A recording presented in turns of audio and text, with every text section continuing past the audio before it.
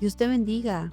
El testimonio que tenemos para hoy es la muestra del amor de Dios por los niños, que Dios permanece atento a nuestras peticiones y que no pierde detalle de nada. Señor Jesús, hoy primero que nada quiero agradecer por tu gran misericordia, por tener cuidado de nosotros. Te adoro y te glorifico. Mi anhelo hoy es que este testimonio llene de fe el corazón de quienes oyen y que sea cual sea la necesidad que estén pasando, trates con ellos, fortaléceles y cumple tu propósito. Gracias, amado Dios, en tu nombre Jesús. Amén y amén. Viviana es una mujer que nació en Pereira, que es una ciudad de Colombia, pero actualmente vive en España. Nace en un hogar cristiano siendo la menor de 2 hijas. Ella admite que fue un hogar disfuncional, por lo que a muy temprana edad sus padres se separan. Ella no recuerda realmente la presencia de su padre en su vida, y son mínimos los recuerdos que tiene de él, quien con mucha expectativa esperó algún día reencontrarse. Fue un choque emocional para mí porque creé expectativas sobre qué era volver a ver a mi papá. Imaginé, pues en mi mente de niña, imaginé como un tipo novela o un tipo película, algo así, porque imaginé que tal vez cuando lo viera iba a haber un encuentro muy romántico de padre e hija. Y no Ujú. fue así, fue de pronto un encuentro demasiado frío para mí, que eso pues marcó mi vida de alguna manera. Recuerda que mamá trabajaba muchísimo, pues la situación económica era muy difícil. Ella, en lugar de comer lo que le daban en el trabajo, lo guardaba con mucho amor para llevarlo en la noche a sus hijas. Se encargó también de presentarles a un Dios que sí estaba presente, a quien podían acudir cuando lo necesitaban, un Dios que podía cumplir el rol de papá. Asimismo les impartió el respeto y los hábitos como cristianas que debían ser. Recuerda que siempre iban las tres a la iglesia, y aunque allí creció, a los 9 años fue cuando empezó a tener experiencias con Dios. A los 12 ya deseaba bautizarse, y aunque algunos opinaban que era todavía muy pequeña, ella tenía la convicción del paso que tenía que dar. Después de ser bautizada, Dios puso en su corazón un deseo ferviente por ser llena del Espíritu Santo. Cada vez que salía para culto, salía convencida que iba a tener la experiencia de hablar en nuevas lenguas. Muchas veces volvió frustrada, pero no derrotada. Un año después, su deseo se cumple y es llena con el Espíritu Santo. Y ahora, al igual que su mamá y su hermana mayor, ya podía servir en la iglesia. Como las circunstancias económicas no eran nada sencillas, a los 14 años toma la decisión de retirarse del colegio. Así que ella empieza a trabajar en casas de familia y esto es lo que recuerda. Recuerdo pues momentos como difíciles en los que me gritaban o me regañaban, me decían: "Eso no se hace así", y yo lloraba muchísimo, y yo, pues claro, o sea, hoy en día digo, era una niña realmente para estar trabajando, entonces, pues, claro, me afectaba muchísimo esas cosas. Pero bueno, empecé a trabajar a esa edad y ya empecé, pues, a aportar para la casa. A los 15 años hacía su bachillerato por ciclos, estudiando todos los sábados mientras entre semanas seguía trabajando en casas de familia. Ella dice que a esa edad el desánimo llegó a su vida. Iba a la iglesia porque su mamá la llevaba, pero ya no sentía nada. Pasan 2 años y se trasladan de congregación. Al llegar una joven nueva, como suele pasar en todas las iglesias, los jovencitos abren sus ojos y se acercan amablemente para darle la bienvenida a la nueva hermana. Se acercaron todos, menos aquel que le había llamado a ella la atención. El gusto fue mutuo y se hicieron novios, y aunque para su mamá aún estaba muy pequeña, ella toma la decisión y se casa. Comienzan a vivir juntos y ella cada vez se afianza más en los caminos del Señor. En ese tiempo descubre cuánto le apasiona servir en la iglesia y ahí me confiesa que ese afán desde los 12 años por ser bautizada y sellada era porque soñaba con predicar la palabra. Y desde adolescente, sin nunca haberlo hecho antes, Dios le regala un mensaje completo y estructurado, listo para predicar. Mensaje que tuvo que esperar muchos años en la libreta, hasta que le dieran la oportunidad. Recuerda que a los 20 años pertenecía al comité de recepción, aquellos hermanos que nos esperan siempre en la puerta con un saludo amable, comité que generalmente no está encargado de ningún servicio, pero en esta ocasión el pastor les había asignado un culto y Viviana anhelaba predicar ese día el mensaje que Dios le había dado años atrás. Al parecer, a nadie le convencía que esta jovencita predicara, ni aún al pastor. El mensaje se llamaba Mueve la roca. Ese mensaje nunca lo voy a olvidar. Y se trata de la historia de Lázaro, en que Cuando Jesús llegó a la tumba, pues hice énfasis en 2 cosas, y es que Jesús no llegó tarde, porque Él nunca llega tarde a ninguna situación, que el tiempo de Él es 100% perfecto. Y lo segundo en lo que hice énfasis fue que Él dijo: "Muevan la piedra", porque Él lo hubiera podido hacer. Él tenía todo el poder y la autoridad para hacerlo, porque es que Él es sobre todo, Él tiene todo el poder. Pero Él dijo: "Quítenla". Y eso a mí me llevó a pensar de que nosotros como seres humanos, nosotros tenemos que hacer lo posible. Nosotros también tenemos que hacer nuestra parte, que Él se encarga de lo imposible. Mensaje que al terminar de predicar, el pastor comenta asombrado que no se esperaba nada de aquella jovencita que pasaba inadvertida en la congregación. Y escuché que el pastor dijo: "Hermanos, voy a confesarles algo. Cuando me pasaron el orden del culto y me dijeron que ella era la que iba a predicar, hermanos, yo tragué grueso, porque la verdad yo de esta muchachita no esperaba nada, pero Dios me ha sorprendido en esta noche". Viviana y su esposo deseaban con todo su corazón ser padres. Pasaron 2 años de casada y aún no llegaba el primer bebé. Le recomendaron muchos remedios caseros, que huevo con ruda, que infusiones y todos los remedios de la abuela. Todo lo hacía aunque supiera mal. Ahí estaba ella, esforzada y valiente, dándola toda para poder ser madre. Cuando menos lo esperaba y pensaba que tenía una gastritis, se hace una prueba y sale positiva. Ya venía Miguel Ángel en camino. Fue un embarazo absolutamente normal y a las 39 semanas llegó el bebé a la familia. Ellos siempre tuvieron claro que no tendrían un solo hijo, así que cuando Miguel Ángel ya tenía 3 años, comienza a pedir su hermanito. Ellos se animan y rápidamente descubren que venía Esteban. Todo transcurría normal como el embarazo de Miguel Ángel.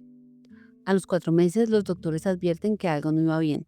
Le preguntó a Viviana por el diagnóstico y dice que aún para los médicos era confuso y solo le decían que venía mal.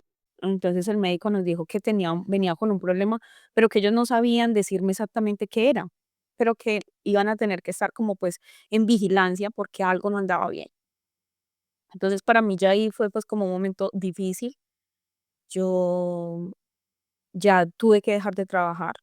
Tuvo que cuidarse en extremo. Cuando ya estaba más avanzado le piden que se haga una ecografía, donde se dan cuenta que solo tenía un 1% de líquido amniótico y a pesar de cuidarse al máximo, 3 días después ya era un 0%.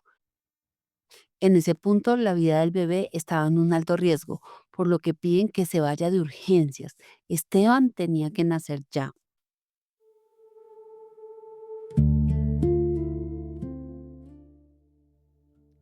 Pasaron 15 días en urgencias y esto yo no lo podía creer, como algo que era de urgencias se tomó 15 días, pero este sistema de salud tan lleno de problemas y de mil trámites aún no se hacía responsable de la cesárea. Con un 0% de probabilidades de vida, Dios mantuvo a Esteban en un vientre totalmente seco. Viviana mantenía la fe y eso también le ayudó a vivir esos 15 días aferrada de la mano de Dios y a las esperanzas de vida para su niño. Y yo todos los días yo le tocaba durito la cabeza y yo le decía: "Hijo, ¿estás ahí? Hijo, no te vayas". Y yo le hablaba y él me golpeaba y yo decía: "Ahí está". Y yo todos los días le decía: "Hijo, no te vayas, no te vayas".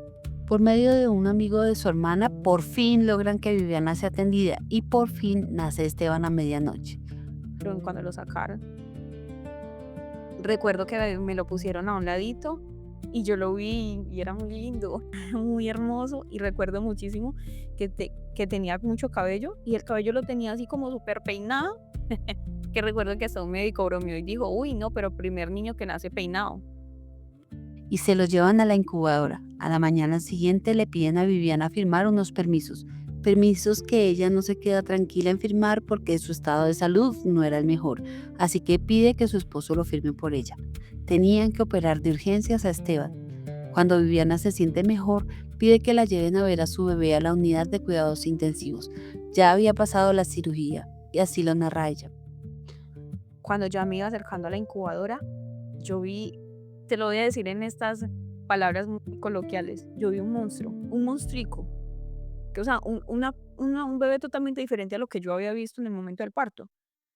Yo vi un niño normal, un niño lindo, precioso, y cuando yo me iba acercando a la incubadora, yo vi un niño, o sea, no se le veían los ojos, no se le veía la nariz, porque estaba hinchado, hinchado, hinchado. Su cabeza era grande, su cuerpo era grande, era como un globito. Entonces fue muy impactante para mí. No me alcancé a acercar del todo a la incubadora, sino que me retrocedí y apreté duro la mano a mi esposo y yo le dije: "Ese no es mi hijo". Y él me dijo: "Ese es". Y yo le dije: "No, ese no es porque yo lo vi cuando nació y ese no es". Entonces yo le dije: "Tú dejaste que nos cambiaran a nuestro hijo". Y mi esposo me dijo: "No, no, no, no lo cambiaron, ese". Había sido tan impactante esta imagen para Viviana que ella pensó que habían cambiado a su bebé. Cuando confirma que sí es Esteban, entendió que solo Dios podía obrar a su favor. Entonces ya llegó el médico y ya ahí fue como que donde comprendí qué era lo que había pasado en el embarazo y qué era lo que estaba pasando. El proceso es que ellos beben el líquido amniótico, lo orinan y es como el proceso, ¿sí? Pero mi hijo tenía el conducto de las vías urinarias tapado con una cosa que se llaman valvas uretrales posteriores. Dijo, por eso fue que yo me quedé sin líquido amniótico, porque mi hijo no lo estaba eliminando. De las primeras cirugías que le hicieron a mi hijo fue primero tratar de extraerle un poco de la orina que tenía en la vejiga. A mi hijo le tuvieron que hacer diálisis, siendo un pedacito de ser humano.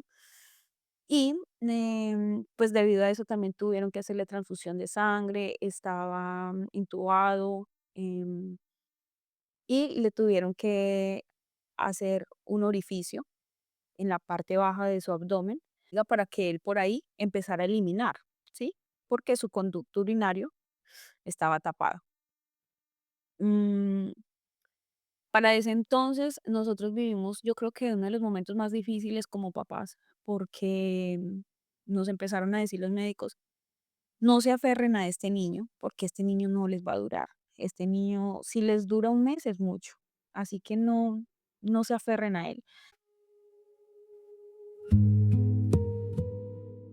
Viviana recuerda que ese es uno de los momentos más difíciles para ellos como padres, pues el hospital decide enviarles una psicóloga para prepararles a enfrentar la despedida de su hijo, dadas las pocas expectativas de vida que tenían.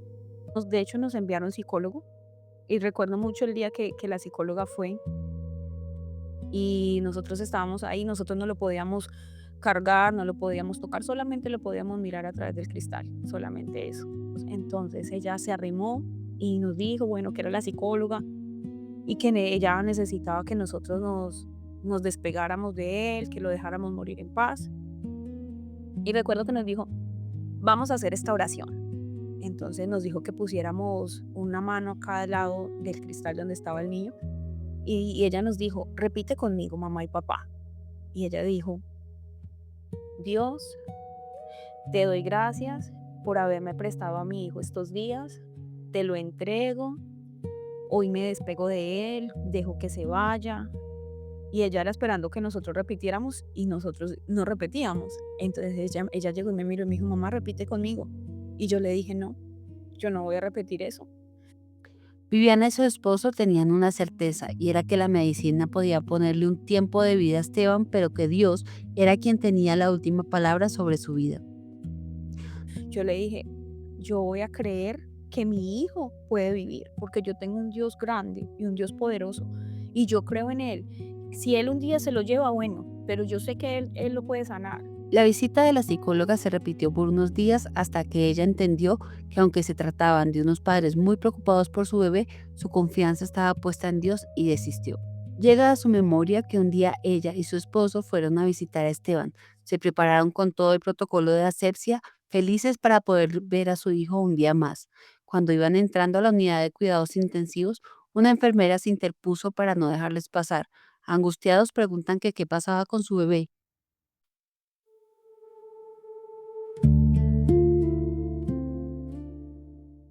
Y ella dijo, lo están reanimando. Eso fue, o sea, claro, te digo, una cosa terrible. Yo recuerdo que yo por encima de la enfermera miré hacia adentro y yo vi que los médicos estaban así como haciéndole presión al niño. O sea, fue fuertísimo porque mi niño era un pedacito, ¿sí? Y ella nos dijo, no, esperen en la sala. Y este no fue el único susto que pasaron con Esteban. Muchas veces cuando llegaban y preguntaban cómo había amanecido su bebé, recibieron en más de una ocasión la respuesta, anoche casi se nos va. La fe de esta pareja seguía funcionando como si fueran uno solo. Cuando uno decaía, el otro lo sostenía. Y así se mantuvieron mucho tiempo batallando, donde se sentaban junto a esa incubadora y le cantaban, le hablaban, y donde muchas veces la respuesta de Esteban era una hermosa sonrisa, confirmando que él sentía el amor de sus padres y claramente sentía los cuidados de Dios. Pero un día llegó el cansancio y en una ocasión, cuando ya no podía más, Viviana se encontraba sola. Su esposo estaba trabajando y cansada en la clínica junto a la incubadora llorando. Recibí la llamada de una amiga que siempre estuvo ahí y ella me llamó y me dijo, Vivi, ¿cómo vas? Y le dije, no, me estoy muriendo yo también. Le dije, no puedo más. Veo a mi hijo sufrir, veo a mi hijo que cada día está peor y no pasa nada y ya no aguanto más. Entonces recuerdo que ella ese día me dijo, Vivi, entrégale toda esa carga al Señor y deja que Él haga. Sin tener privacidad para poder arrodillarse y hablar con su Dios, busca el baño de la UCI, se encierra y se pone a orar. Y yo ese día le dije, Dios, Él es tuyo porque tú lo formaste y yo hoy te lo entrego 100%. Y le dije, si te lo quieres llevar, llévatelo. Llévatelo y danos la fortaleza para soportarlo. Pero si tú me lo vas a dejar, sánamelo. Porque a nosotros en algún momento nos dijeron, si él llegara a vivir, él va a ser una persona que nunca va a poderse mover. Entonces yo no, eso no cabía en mi cabeza. Entonces yo ese día le dije al Señor, Señor, si me lo vas a prestar, sánamelo. Y si te lo quieres llevar, llévatelo ya. Porque yo estoy cansada de estar en esta clínica, en estas cuatro paredes, yo ya no aguanto más. Y yo ese día oré ahí arrodillada en el baño y ya salí. Viviana comenta que después de esa oración comenzaron a ver pequeñas evoluciones en Esteban. Siguieron surgiendo dificultades, pero esta vida que según la ciencia no sobreviviría, ahora mostraba que tenía un dueño y era su dueño quien tenía el control de este proceso, el Señor Jesús. Esteban cumplía 25 días de vida, hasta que por fin pudo sentir los brazos de mamá y estos avances que parecían muy lentos ya le permitió recibir también la visita del pastor, quien después de orar le dijo a Viviana unas palabras que aún no olvida. Él me puso la mano en el hombro y me dijo, ocurrió un milagro, pero tú tienes que creerlo. Y ahí hace eco ese mensaje que Dios le dio en su adolescencia. Mueve la roca. En otras palabras, activa tu fe. Ahora, esos mismos médicos que habían perdido toda esperanza de vida para Esteban, le hablaban a otras familias de cómo había sobrevivido y cómo debían ser unos padres fuertes. Por fin llega el momento tan esperado. 2 meses después, Esteban sale del hospital para su casa, contra todo pronóstico. Pero Viviana, como cualquier madre, se angustia por todos los cuidados que debía tener ahora la vesicostomía que tenía el niño en su abdomen, es decir, el orificio que tenía para poder extraer la orina. Las enfermeras le enseñan y ella se prepara a hacerlo de la mejor manera. Acá les voy a hacer un spoiler, las enfermeras le habían dicho que iba a tener esto por 1 año, la realidad fue que lo tuvo por 5 años más. Por otra parte, con lo que se sentía muy escéptica era con el manejo del oxígeno, pero el bebé aún dependía de la bala de oxígeno para respirar normalmente. Viviana recuerda que la noche anterior, antes de que se lo entregaran en medio de su extremo cansancio, hizo una corta oración. Y yo ni siquiera me arrodillé a orar, Caro. Me acosté y solamente recuerdo que le dije a Dios, Dios, yo mañana me voy a traer a mi hijo sin esa pipa de oxígeno. Yo no sé cómo, yo no sé usted qué va a hacer, pero yo no quiero a mi hijo con esa pipa de oxígeno. Amén. Y me dormí. Pero detrás de eso que parecía una oración muy exigente, Dios sabía que había una mamá agotada por todo lo que había tenido que vivir. Y quién mejor que él, que conoció cómo ama a una madre, se llenó de misericordia. Y al otro día me levanté, me organicé y cogí la pipa de oxígeno y me fui a la clínica. Y estaba en el asepsia lavándome las manos cuando salió la jefa de enfermera y me dijo, mamá, trajiste la pipa de oxígeno. Y yo le dije, tú me dijiste. Y llega y me dice, pues no la necesitas. Esteban pasó toda la noche respirando solo. Te lo llevas sin pipa. Y yo me quedé viéndole y le dije, ¿me está hablando en serio? Y me dijo, sí, ve y mírelo, allá está respirando solo. Esteban llega por fin a su casa y Miguel Ángel puede conocer a su hermanito. Él ya sabía que había estado muy delicado, pero aún así disfrutaba teniéndolo en casa. Aunque no todo fue tan sencillo, pues tuvieron que enfrentar muchas crisis con su salud. Ah, sí, claro, pero muy contenta porque yo dije, ya vamos para la casa. Pero no, claro, desafortunadamente, de ahí en adelante siguieron pasando muchas cosas, muchas cosas. En la noche yo no dormía, yo me la pasaba mirándolo porque yo sentía mucho miedo de que se iba a morir. Entonces yo medio cerraba los ojos y volvía y los abría, iba y lo miraba, y así. Entonces esto nos llevaba a que nosotros viviéramos una semana en la casa, 15 días en el hospital. Regresábamos a casa y a la siguiente semana otra vez al hospital. Y así pasaron varios años en los que esa fue la dinámica de, de estar con él. Un día de esos donde en su humanidad Viviana sentía que no podía más, su hijo mayor Miguel Ángel la encuentra llorando en su habitación y aunque ella se esforzó para que él no lo notara, Entonces yo me hice la que no pasaba nada y me sequé las lágrimas y me dijo, Mami, ¿por qué estás llorando? Y yo le dije, no, hijo, me siento un poco mal. Y entonces llegó y me dijo, no, mamá, tú estás llorando por mi hermano, ¿cierto? Entonces yo me quedé callada y él me tocó la cabeza y me dijo, mamá, tranquila, Dios lo va a sanar, Dios va a sanar a mi hermano. Entonces eso fue como que me llenaba como de fuerza otra vez. esa fe que ella había sembrado en Miguel Ángel ahora había crecido y daba fruto donde ella también se podía fortalecer. Acá es importante resaltar que los trámites médicos en Colombia son muy complejos y tenemos a esta valiente madre luchando contra el sistema para poder ofrecerle a Esteban los profesionales que necesitaba. Entre esos, un nefrólogo, que al parecer su única misión cada vez que Esteban tenía cita con él era desanimar a su madre. Pero como ella llegaba cargada de fe, recordándole que él no tenía la última palabra sobre su hijo, que la última palabra la tenía Dios, él terminaba enojado y renegando, que lo tenía harto de que le hablara de su Dios. Y aunque Viviana siempre se mostraba fuerte delante del médico, las noticias sobre la salud de Esteban por parte del nefrólogo siempre eran tan malas que Viviana llegaba generalmente a su casa a llorar. Un día su esposo la acompaña a la cita con este doctor. Te recuerdo que en esa cita con mi esposo, él llegó y empezó a hablar como si yo no estuviera ahí. Entonces empezó a escribir en el ordenador y a decirle a mi esposo, mira, señor, tú tienes que sacarle una cita a ella porque ella está mal de la cabeza. Ella no comprende lo que está sucediendo con su hijo. Entonces ella necesita ser tratada por un psiquiatra, porque tú la ves que ella está ahí mirándonos, pero ella realmente no está. Yo decía, ¿cómo que no? Yo sí estoy. O sea, como que realmente ella está, pero loca. Entonces, bueno, no, realmente nosotros nunca fuimos a ningún psiquiatra porque yo sabía que yo no estaba loca. Me detengo a recordar en Efesios 6 donde habla de la armadura de Dios. Sobre todo, tomad el escudo de la fe con que podáis apagar todos los dardos del maligno. Pues este nefrólogo enviaba dardos tan fuertes. Entonces empezó a decirme, mira, mujer, te voy a hacer muy claro. Si acaso cabe la más mínima posibilidad de que tu hijo crezca, tu hijo nunca te va a llamar mamá.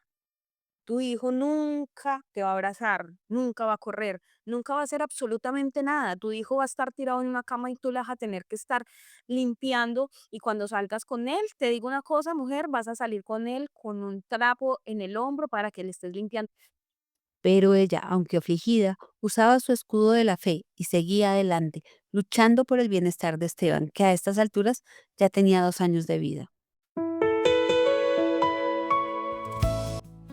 En este punto es donde Viviana dice que la vida se le parte en dos, pues me cuenta que por motivos muy propios de la pareja deciden separarse. Ahora ella debe continuar luchando por sus hijos, pero bajo una nueva realidad. Seguimos en el próximo episodio porque el testimonio de Viviana aún no termina. Aunque la mano de Dios ha sido impactante en la vida de Esteban, en la segunda parte veremos que aquel que comenzó la buena obra la perfeccionará hasta el fin. Para terminar, te dejo 3 recomendaciones. Sígueme. De esta manera hacemos que este mensaje llegue a muchos más. La segunda, envíale este testimonio a esa persona que tú sabes que lo necesita. Y tercero, comparte tu testimonio. Tu milagro puede ser el comienzo del milagro de alguien más. Recuerda que en la descripción de este episodio está el link que te llevará a un formulario para que podamos entrar en contacto. O también puedes escribirme a loquedioshizopodcast@gmail.com. Y si Dios ha hecho algo en tu vida, cuéntame lo que Dios hizo. Dios te bendiga.